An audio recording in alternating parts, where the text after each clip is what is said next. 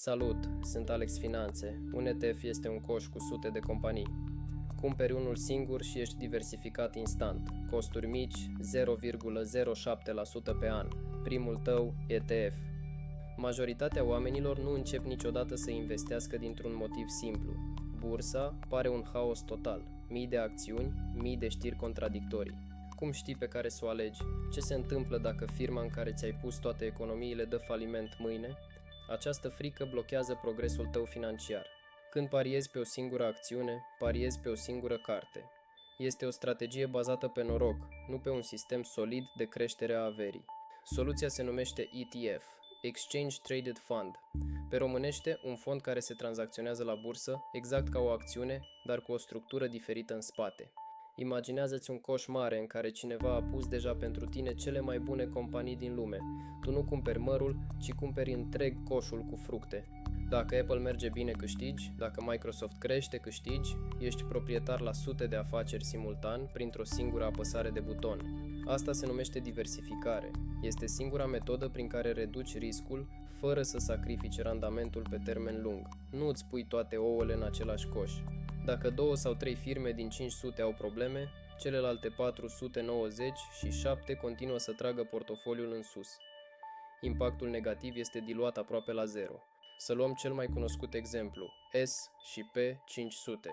Acesta urmărește cele mai mari 500 de companii americane. Este motorul economiei globale. Prin simbolul VUAA, de exemplu, deții o părticică din succesul Americii.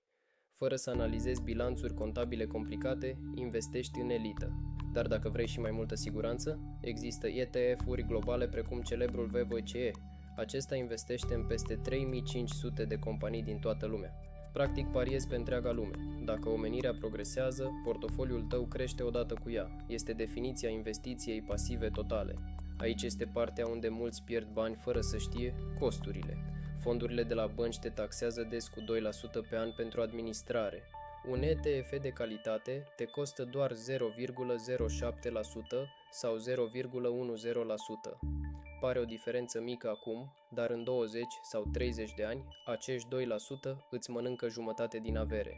Vei vedea termenul TER, înseamnă costul total anual.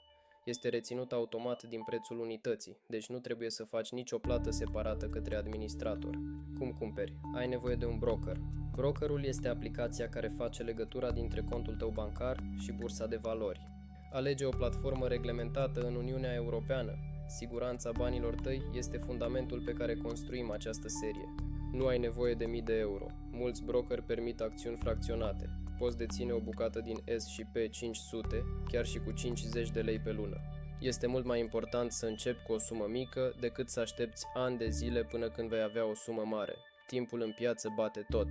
Cea mai bună strategie se numește investiție recurentă. Cumperi în fiecare lună, indiferent dacă bursa scade sau dacă bursa crește. Când piața scade, cumperi mai multe unități cu aceiași bani. Când crește, averea ta se multiplică. Pe termen lung, obții un preț mediu excelent. Investiția într-un ETF nu necesită un IQ de geniu, necesită disciplina de a nu vinde când toată lumea intră în panică la știri. Rămâi calm. În România avem un avantaj imens. Impozitul este de doar 1% dacă păstrezi investiția mai mult de un an și folosești un broker cu sediu local. Sistemul este simplu și eficient, permițându-ți să păstrezi 90 și 9% din profitul tău. Statul încurajează, practic, investitorii pe termen lung. Dacă brokerul are probleme, activele tale sunt în siguranță. ETF-urile sunt deținute în custodie separată. Nu sunt banii brokerului, sunt banii tăi. Există scheme de garantare care protejează cash-ul din cont, oferindu-ți liniștea necesară pentru a investi sume din ce în ce mai mari pe măsură ce crești. Să intrăm mai adânc în detalii. Când alegi un ETF, vei observa două tipuri de replicare, fizică și sintetică.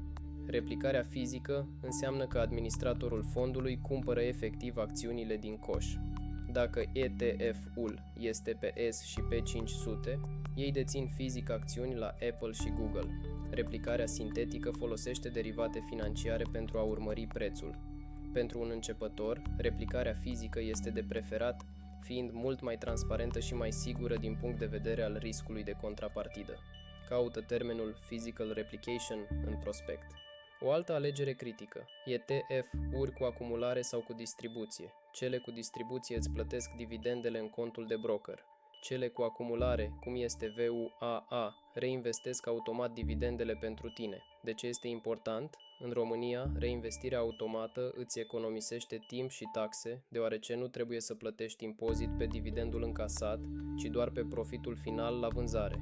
Pentru creșterea averii pe termen lung, varianta cu acumulare este aproape întotdeauna câștigătoare datorită eficienței fiscale și a dobânzii compuse accelerate. Multe ETF-uri sunt listate în euro sau dolari. Asta înseamnă că ai un risc valutar, dar și o protecție. Dacă leul se devalorizează față de euro, valoarea investiției tale în lei crește automat. Totuși, majoritatea brokerilor permit alimentarea direct în moneda în care este listat ETF-ul, evitând astfel comisioanele duble de schimb valutar. Gândește-te la asta ca la o diversificare nu doar a companiilor, ci și a monedelor în care îți păstrezi averea. Este o protecție suplimentară împotriva inflației locale. Lichiditatea este capacitatea de a transforma investiția în cash rapid. ETF-urile mari, cu active de miliarde de euro, sunt extrem de lichide. Asta înseamnă că poți vinde oricând, la un preț corect. Atenție la spread, diferența dintre prețul de cumpărare și cel de vânzare. Cu cât ETF-ul este mai mare și mai popular, cu atât acest cost ascuns este mai mic. Alege întotdeauna fonduri mari de la administratori renumiți precum Vanguard, BlackRock sau Invesco, pentru a te asigura că ai întotdeauna poarta de ieșire deschisă. Ultimul detaliu tehnic, tracking error.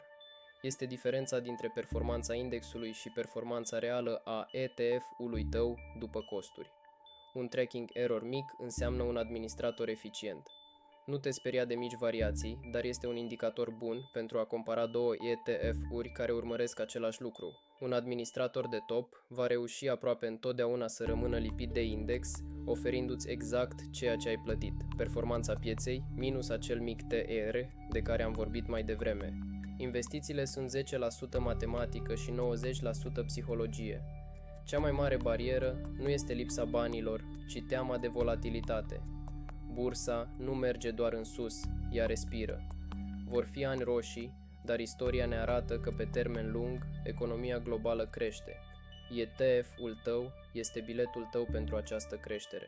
Nu te lăsa influențat de zgomotul de fundal al știrilor de senzație. Rămâi fidel planului tău, fii constant și vei vedea cum răbdarea se transformă în libertate reală. Controlul emoțiilor este adevăratul tău profit. În 2026, lumea se schimbă prin inteligență artificială, energie sustenabilă și noi piețe emergente. Frumusețea unui ETF precum VVCE este că se adaptează automat. Companiile care domină viitorul vor intra automat în coșul tău, în timp ce cele care eșuează vor fi scoase. Nu trebuie să ghicești tu câștigătorii. ETF-ul face rebalansarea pentru tine, asigurându-se că banii tăi sunt întotdeauna plasați acolo unde se produce valoare reală. Investești în progresul umanității, beneficiind de cele mai mari inovații ale secolului, fără efortul de a le urmări zilnic. Viitorul este tehnologic, dar investiția ta rămâne simplă. Rezumat, pasul 1. Fă-ți cont la un broker autorizat. Pasul 2. Alimentează contul prin transfer bancar sau card. Pasul 3. Caută simbolul ETF-ului ales, cum ar fi VUAA pentru America. Pasul 4. Apasă butonul de cumpărare. Ești investitor. Cea mai mare greșeală este să aștepți momentul perfect. Nu există. Cel mai bun moment a fost acum 10 ani. Al doilea cel mai bun moment este astăzi. Mâine, în episodul 2, vom trece la practică. Voi deschide ecranul și îți voi arăta pas cu pas cum se configurează contul și cum facem prima cumpărare. Acesta a fost episodul de azi. Salvează seria, mâine continuăm. Alex Finanț de la Mindcode. Educație financiară pe înțelesul tău. Investiște în tine, investește în viitorul tău. Ne revedem mâine la prima ta tranzacție. Pe curând! Am parcurs împreună acest drum de 10 minute prin universul ETF-urilor. Acum știi de ce sunt cel mai bun prieten al investitorului începător. Nu lăsa acest video să fie doar o altă informație pasivă. Deschideți contul, fă primul pas și pune bazele libertății tale financiare. Viitorul tău se construiește azi, un leu la rând. Sunt Alex Finanțe și îți mulțumesc că ai investit în educația ta. Ne vedem mâine la prima ta tranzacție reală. Planifică inteligent, trăiește liniștit.